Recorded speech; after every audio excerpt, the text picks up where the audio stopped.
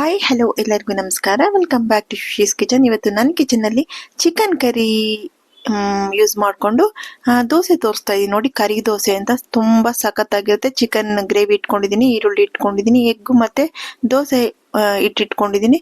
ಮತ್ತು ಇದಕ್ಕೆ ಸ್ವಲ್ಪ ಕೊತ್ತಂಬರಿ ಸೊಪ್ಪು, ಕರಿಬೇವಿನ ಸೊಪ್ಪು, ಮತ್ತು ಸ್ವಲ್ಪ ಮಟನ್ ಮಸಾಲ, ಚಿಕನ್ ಮಸಾಲ ಯಾವುದಾದ್ರೂ ಸುಮ್ಮನೆ ಮೇಲೆ ಸ್ಪ್ರಿಂಕಲ್ ಮಾಡೋದಕ್ಕೆ ಬೇಕು. ಮತ್ತು ಪೆಪ್ಪರ್ ಪೌಡ್ರು ಕೂಡ ಬೇಕು. ಇಷ್ಟು ಇದ್ರ ಜೊತೆಗೆ ನೋಡಿ, ಇಷ್ಟು ಇಲ್ಲಿ ಇಟ್ಕೊಂಡಿದ್ದೀನಿ.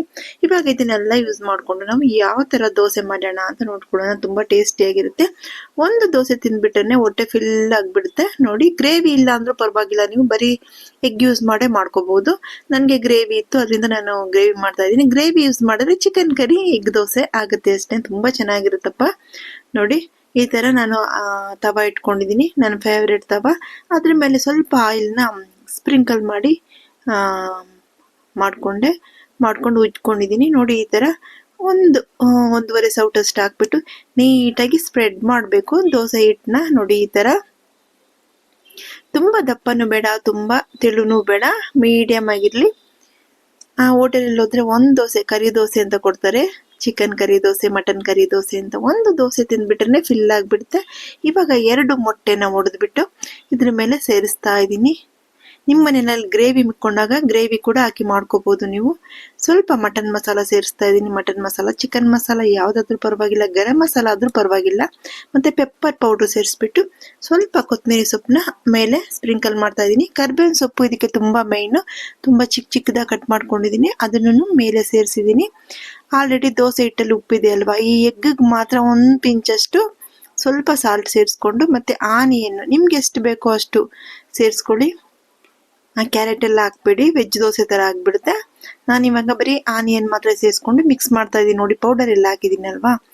ಈ ಥರ ಸ್ಪ್ರೆಡ್ ಮಾಡ್ಕೋಬೇಕು.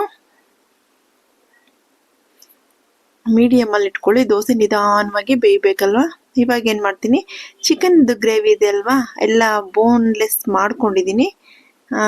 ನಿಮಗೆ ಗ್ರೇವಿ ಪ್ಲೈನ್ ಗ್ರೇವಿ ಇದ್ರೂ ಕೂಡ ಸಾಕು. ಈ ಥರ ದೋಸೆ ಮೇಲೆ ಈ ಥರ ಹಾಕೋಬೋದು. ನಾನು ಚಿಕನ್ ವಿತ್ ಸೇರಿಸ್ತಾ ಇದ್ದೀನಿ. ನೋಡಿ, ಈ ಥರ ಸೇರಿಸ್ಕೊಳ್ಳೋಣ. ಒಂದು ದೋಸೆ ನೀವು ತಿನ್ನಷ್ಟರಲ್ಲೇ ನಿಮಗೆ ಹೊಟ್ಟೆ ತುಂಬೋಗ್ಬಿಡುತ್ತೆ. ಯಾಕಂದರೆ ಎಗ್ ಇರುತ್ತೆ, ದೋಸೆ ಇರುತ್ತೆ, ಮತ್ತು ಚಿಕನ್ ಗ್ರೇವಿ ಇರುತ್ತೆ ಅಲ್ವಾ. ಸ್ವಲ್ಪ ಬೋನ್ ಸಿಕ್ತು ತೆಗ್ದಾಕ್ತೆ. ನೋಡಿ, ಈ ಥರ ಮೇಲೆಲ್ಲ ಹಾಕೋಬೇಕು.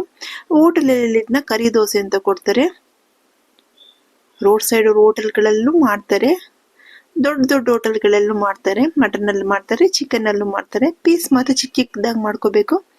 ಈಗ ನೋಡಿ, ಮೇಲೆ ಸ್ವಲ್ಪ ನಾನು ಮಟನ್ ಮಸಾಲಾನು ಚಿಕನ್ ಮಸಾಲಾನು ಸ್ಪ್ರೆಡ್ ಮಾಡ್ಕೊತಾ ಇದ್ದೀನಿ. ಮತ್ತೆ ಕೊತ್ತಂಬರಿ ಸೊಪ್ಪನ್ನ ಸ್ವಲ್ಪ ಸ್ಪ್ರಿಂಕಲ್ ಮಾಡ್ಕೊತಾ ಇದ್ದೀನಿ. ಇದನ್ನ ನಿಧಾನವಾಗಿ ಬೇಯಿಸ್ಕೋಬೇಕು. ಮೇಲೆ ಒಂದು ಲಿಡ್ ಕ್ಲೋಸ್ ಮಾಡಿ ಬೇಯಿಸ್ಕೊಂಡ್ರು ಪರವಾಗಿಲ್ಲ. ನಾನು ಮಾಡಿರೋ ದೋಸೆ ಸ್ವಲ್ಪ ದೊಡ್ಡದಾಗಿದೆ, ಲಿಡ್ಡು ಸಾಲಲ್ಲ ಅದಕ್ಕೆ, ಹಾಗೆಯೇ ನಾನು ಸಿಮ್ಮಲ್ಲಿ ಬೇಯಿಸ್ತಾ ಇದ್ದೀನಿ. ಇದು ತೆಳುವಾಗಿ ಇದ್ರೆ ನೀವು ಒಂದೇ ಸೈಡ್ ಬೇಯಿಸ್ಕೋಬಹುದು, ಆದರೆ ನಾನು 2 ಸೈಡು ಬೇಯಿಸ್ತೀನಿ. 2 ಸೈಡು ಬೆಂದ್ರೇ ಚೆನ್ನಾಗಿರುತ್ತೆ ಅಂತ. ನೋಡಿ, ಈ ಥರ ದೋಸೆನ ತಿರುವಾಕೋಬೇಕು. ಇವಾಗ ನೋಡಿ, ದೋಸೆನ ತಿರುವಾಕೊಂಡು 1 ನಿಮಿಷ ಬೇಯಿಸ್ಕೊಳ್ಳೋಣ. ನೋಡಿ, ಎಷ್ಟು ಚೆನ್ನಾಗಿ ರೆಡ್ ಆಗಿ ಬಂದಿದೆ. ನೋಡಿ, ಈ ಥರ ಸ್ವಲ್ಪ ಮೀಡಿಯಮಲ್ಲಿ ಇಟ್ಕೊಳ್ಳಿ. ಇವಾಗ ನಾನು ಆಯಿಲ್ನ ಅಲ್ಲಲ್ಲಿ ಸ್ವಲ್ಪ ನೋಡಿ ಅದರ ಹೋಲ್ಸ್ ಮಾಡಿ ಒಳಗಡೆ ಬಿಡ್ತೀನಿ. ಯಾಕಂದರೆ ಒಳಗಡೆ ಎಗ್ಗು ಚಿಕನ್ ಎಲ್ಲ ಆಲ್ರೆಡಿ ಎಗ್ ಮಾತ್ರ ಎಗ್ ಎಷ್ಟೊತ್ತು 1 ನಿಮಿಷದಲ್ಲಿ ಬೆಂದೋಗ್ಬಿಡ್ತಲ್ಲ. ನೋಡಿ, ಈ ಥರ ಸ್ವಲ್ಪ ಆಯಿಲ್ನ ಬಿಟ್ಕೊತಾ ಇದ್ದೀನಿ. ಸೆಂಟ್ರಲ್ಲಿ ಬಿಡೋಕ್ಕಾಗಲ್ಲಲ್ವ, ಅದರಿಂದ ಈಗ ನಿಧಾನವಾಗಿ ಸಿಮ್ಮಲ್ಲೇ ಸ್ವಲ್ಪ ಬೇಯಲಿ. ಸಿಮ್ಮಲ್ಲೇ ಇಟ್ಕೊಳ್ಳಿ. ತವ ಹೇಗಿದ್ರೂ ಬಿಸಿ ಇರುತ್ತೆ, ಬೇಯುತ್ತೆ. ಇವಾಗ ಇದನ್ನು ನಾವು ಟರ್ನ್ ಮಾಡ್ಕೋಬೇಕು. ಸ್ವಲ್ಪ ಈ ಥರ ಪ್ರೆಸ್ ಮಾಡೋಣ.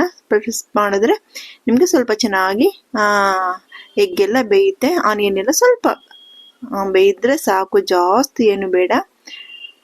ನೋಡಿ, ಇವಾಗ 1 ನಿಮಿಷ 1.5 ನಿಮಿಷ ಲೋ ಫ್ಲೇಮಲ್ಲಿ ಇಟ್ಬಿಟ್ಟು ಇವಾಗ ನಾವು ದೋಸೆನ ತಿರುವಾಕೋಬೇಕು.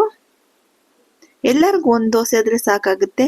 ನಿಮಗೆ ಚಿಕನ್ ಇದ್ರೂ ಪರವಾಗಿಲ್ಲ, ಚಿಕನ್ ಇಲ್ಲ ಅಂದ್ರೂ ಪರವಾಗಿಲ್ಲ, ಗ್ರೇವಿ ಹಾಕೊಂಡು ಮಾಡ್ಕೊಳ್ಳಿ. ಇಲ್ಲ ಗ್ರೇವಿನೂ ಇಲ್ಲ ಅಂದರೆ ಬರೀ ಎಗ್ ಹಾಕೊಂಡು ಎಗ್ ಕರಿ ದೋಸೆ ಅಂತ ಈ ಮಸಾಲೆಗಳೆಲ್ಲ ಸ್ವಲ್ಪ ಆ್ಯಡ್ ಮಾಡಬೇಕು. ನೋಡಿ, ತುಂಬ ಚೆನ್ನಾಗಿರುತ್ತೆ. ಬೇರೆ ಏನು ಬೇಕಾಗಿಲ್ಲ ಇದಕ್ಕೆ, ಹಾಗೆ ತಿಂದ್ಬಿಡ್ಬೋದು. ನಿಮ್ಮ ಹತ್ರ ಗ್ರೇವಿ ಇದ್ರೆ ಗ್ರೇವಿ ಕೂಡ ಯೂಸ್ ಮಾಡ್ಕೋಬೋದು. ತುಂಬ ಸಖತ್ತಾಗಿ ಬಂದಿದೆ ದೋಸೆ. ನೀವು ಮಾಡಿ ನೋಡಿಪ್ಪ. ನಿಮ್ಮ ಮನೆಯಲ್ಲಿ ಗ್ರೇವಿ ಮಿಕ್ಕಿದಾಗ ಈ ಥರ ಚಿಕನ್ ಕರಿ ದೋಸೆ ಮಾಡಿ ನೋಡಿ, ತುಂಬ ಟೇಸ್ಟಿಯಾಗಿರುತ್ತೆ. ಮಾಡಿ ನೋಡಿಬಿಟ್ಟು ಯಾವ ಥರ ಬಂತು ಅಂತ ನನಗೆ ಕಮೆಂಟ್ ಸೆಕ್ಷನಲ್ಲಿ ಕಮೆಂಟ್ ಮಾಡಿ.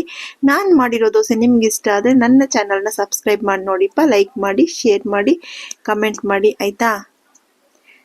ನಾನು ಇನ್ನೂ ಒಳ್ಳೆ ರೆಸಿಪಿಗಳನ್ನ ನನ್ನ ಚಾನಲಿಂದ ನಿಮಗೆ ಪೋಸ್ಟ್ ಮಾಡ್ತಾ ಇರ್ತೀನಿ ಆಯಿತಾ. Thank you very much. Next ರೆಸಿಪಿನಲ್ಲಿ ಮೀಟ್ ಮಾಡೋಣ. Thank you.